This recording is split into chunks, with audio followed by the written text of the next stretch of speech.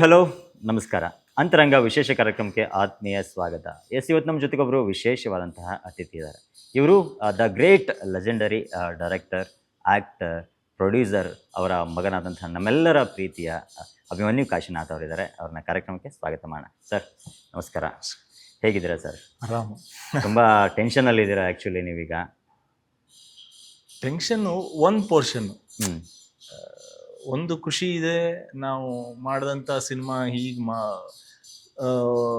Subject wise ಏನು ಅನ್ಕೊಂಡು ಮಾಡಿದ್ವಿ ಅದನ್ನು ಸ್ಕ್ರೀನ್ ಮೇಲೆ ಬಂದಿದೆ. ಅದಕ್ಕಿಂತ ಟೀಮ್ ಪ್ರಕಾರ ಇನ್ನೂ ಏನು ಅನ್ಕೊಂಡಿದ್ವಿ ಅದಕ್ಕಿಂತ ಬೆಟರಾಗಿ ಬಂದಿದೆ ಅನ್ನೋದಿದೆ, ಆ ಖುಷಿ ಇದೆ.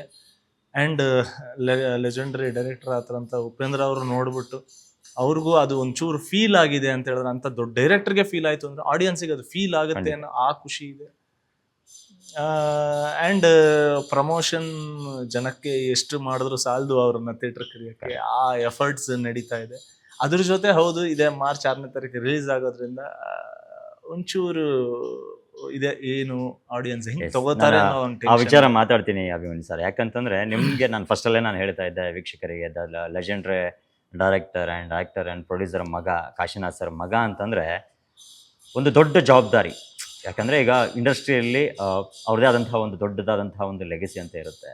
ಸೊ ಅದನ್ನು ನಾವು ಆ ಜವಾಬ್ದಾರಿ ಇಟ್ಕೊಂಡು ನಾವು ಎಲ್ಲೋ ಒಂದು ಕಡೆ ನಾವೇನೋ ತಪ್ಪು ಮಾಡಿಬಿಟ್ರೆ, ಸಮಥಿಂಗ್ ಎಲ್ಲೋ ಒಂದು ರೀತಿಯಾದಂತಹದ್ದು ಸಿನಿಮಾಗಳ ವಿಚಾರದಲ್ಲಿ ಏನಾದರೂ ಆದಾಗ, ಸೊ ಎಲ್ಲೋ ಒಂದು ಕಡೆ ಅಪ್ಪನ ಒಂದು ಹೆಸರಿಗೆ ಕಳಂಕ ಬರುತ್ತೆ. ಆ ರೀತಿಯಾಗಿ ಯೋಚನೆಗಳಂತ ಇದ್ದೇ ಇರುತ್ತೆ. ಸೊ ಎಷ್ಟು ಜವಾಬ್ದಾರಿ ಅಂತ ನಿಮಗನ್ಸುತ್ತೆ?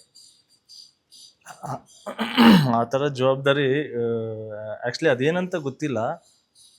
ಸಿನಿಮಾಗೆ ಬಂದ ಮೇಲೆಗಿಂತ ನಂದು ಅದು ಜೀವನದ ಪೂರ್ತಿ ತುಂಬ ಆ ಹೆಸರು ಮ್ಯಾಟ್ರ್ ಆಗ್ತಾ ಹೋಯಿತು. ಕಾಲೇಜ್ ಲೈಫ್ ಆಗಿರ್ಬೋದು, ಸ್ಕೂಲ್ ಲೈಫ್ ಆಗಿರ್ಬೋದು, ಎಲ್ಲ ಆಗಿರ್ಬೋದು. ಅಪ್ಪ ಕಾಶಿನಾಥ್, ಓಕೆ, ಇಂಥ ದೊಡ್ಡ ಡೈರೆಕ್ಟ್ರು, ಆರ್ಟಿಸ್ಟು. ನಾವು ಮಾಡುವಂಥ ಕೆಲಸಗಳಿಂದ ಅವ್ರ ಹೆಸರು ಮೇಲೆ ಹೋಗಲಿಲ್ಲ ಅಂದ್ರೆ ಕೆಳಗಂತೂ ಹೋಗಬಾರ್ದು, ಆ ಥರ ಕೆಲಸಗಳು ಮಾಡಬಾರ್ದು. ಇದು ತುಂಬ ಚಿಕ್ಕ ವಯಸ್ಸಿಂದನೇ ಆ ಜವಾಬ್ದಾರಿ ಒಂದು ಅದೇನೋ ತಲೆಗೆ ಹೋಗ್ಬಿಡ್ತು. ಹೆಂಗೆ ಏನು ಎತ್ತ ಅಂತ ಗೊತ್ತಿಲ್ಲ. ಯಾಕಂದರೆ ಅಪ್ಪಂಗೆ ಇದ್ದಂಥ ಹೆಸರು ಆ ಥರದ್ದು, ಅದು ಹಂಗೆ ಮಾಡ್ತೇನೋ ಅದು ಜೀವನಕ್ಕೇನು ಆ್ಯಂಡ್ ಸಿನಿಮಾಕ್ಕೂ ಎರಡಕ್ಕೂ ನನಗೆ ಅನ್ವಯ ಆಗುತ್ತೆ.